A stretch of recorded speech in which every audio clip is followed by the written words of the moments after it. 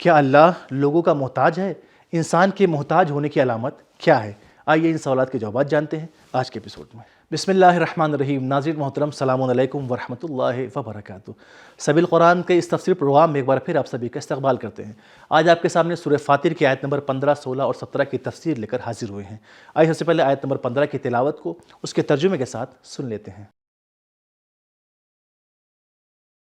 کتاب انزلناه الیک مبارک لیدبروا آیاته ولیتذکر اولو الالباب۔ بسم اللہ الرحمن الرحیم۔ یا ایہا الناس انتم الفقراء الی اللہ واللہ هو الغنی الحمید۔ لوگوں، تم سب کے سب خدا کے ہر وقت محتاج ہو اور صرف خدا ہی سب سے بے پرواہ سزاوار حمد و ثنا ہے۔ اب آئیے سورہ فاطر کی آیت نمبر 15 میں موجود نکات کو بھی جان لیتے ہیں۔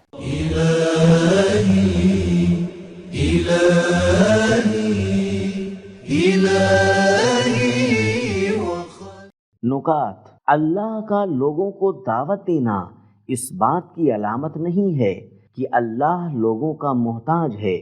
جس طرح اگر کہا جائے کہ لوگ اپنے گھر سورج کی سمت بنائیں تو یہ دعوت اس بات کی دلیل نہیں ہے کہ سورج ہمارا محتاج ہے، بلکہ اس بات کی علامت ہے کہ ہم روشنی کے محتاج ہیں۔ انتم الفقراء الی اللہ۔ غرور اور تکبر سے مقابلہ کرنے کا ایک طریقہ یہ ہے کہ انسان کو اللہ کی بارگاہ میں دعوت دی جائے تاکہ انسان اپنی کمزوری، جہالت، تنگ دستی اور محتاجی کو سمجھ سکے۔ انتم الفقراء۔ اب آئیے اس آیت میں موجود پیغام کو بھی بغور سن لیتے ہیں۔ کتاب انزلناه الیک مبارک لیدبروا۔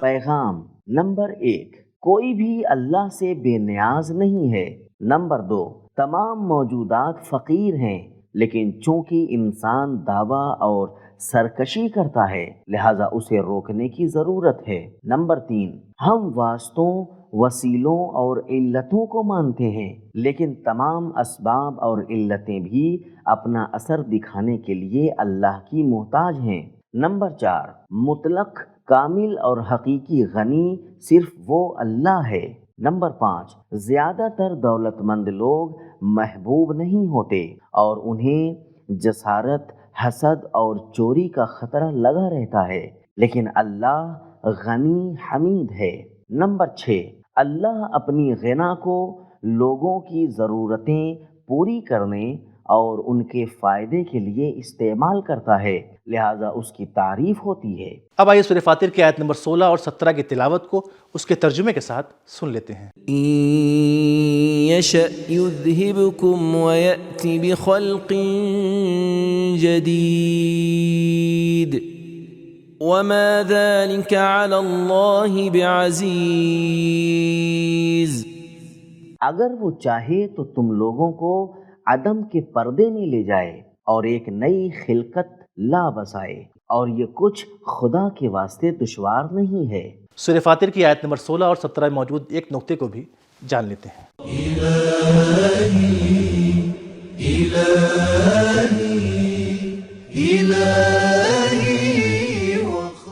نقطہ: آیت نمبر 16 ہی کی طرح سورہ انعام کی 133ویں آیت میں بھی ہم نے پڑھا وَرَبُّكَ الْغَنِيُّ ذُو الرَّحْمَةِ إِن يَشَاء يُذْهِبْكُمْ وَيَسْتَخْلِفْ مِن بَعْدِكُمْ مَا يَشَاءُ كَمَا أَنشَأَكُم مِن ذُرِّيَّةِ قَوْمٍ آخَرِينَ۔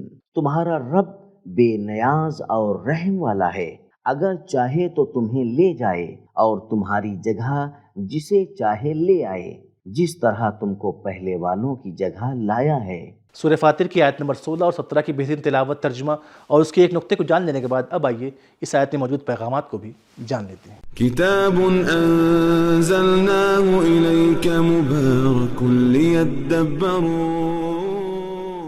پیغام نمبر 1، اگر انسان اپنے پیروں تلے زمین کو کمزور اور خطرناک محسوس کرے تو وہ آرام سے راستہ چلتا ہے۔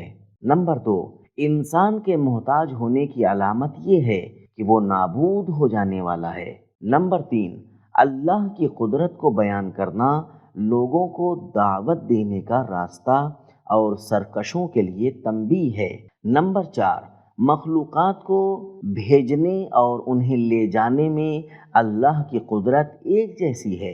نمبر 5، مخلوقات کو پیدا کرنے میں اللہ کا ہاتھ کھلا ہوا ہے اور اس کی قدرت میں کوئی انتہا نہیں ہے۔ نمبر 6، منتظم کو چاہیے کہ اپنے سے نیچے والوں کو غرور اور انحصار طلبی صرف ہم ہی ہیں سے روکے۔ نمبر 7، اللہ کی قدرت کو سنجیدگی سے لیں۔ تو ناظرین، ہم نے جانا کہ اللہ کا لوگوں کو دعوت دینا اس بات کی دلیل نہیں ہے کہ اللہ لوگوں کا محتاج ہے۔ جس طرح سے کہا جائے کہ اپنے گھروں کو سورج کی سمت بنا لو، اس کا مطلب یہ نہیں ہے کہ سورج آپ کا محتاج ہے، بلکہ آپ سورج کی روشنی کے محتاج ہیں۔ اور انسان کے محتاج ہونے کی دلیل یہ ہے کہ انسان نابود ہو جانے والا ہے۔ تو ہمارا آج کا ایپیسوڈ یہ ختم ہوا، ملتے ہیں اگلے ایپیسوڈ میں، تب تک کے لیے خدا حافظ۔ سبیل قرآن، قرآنی سماج کی پہچان۔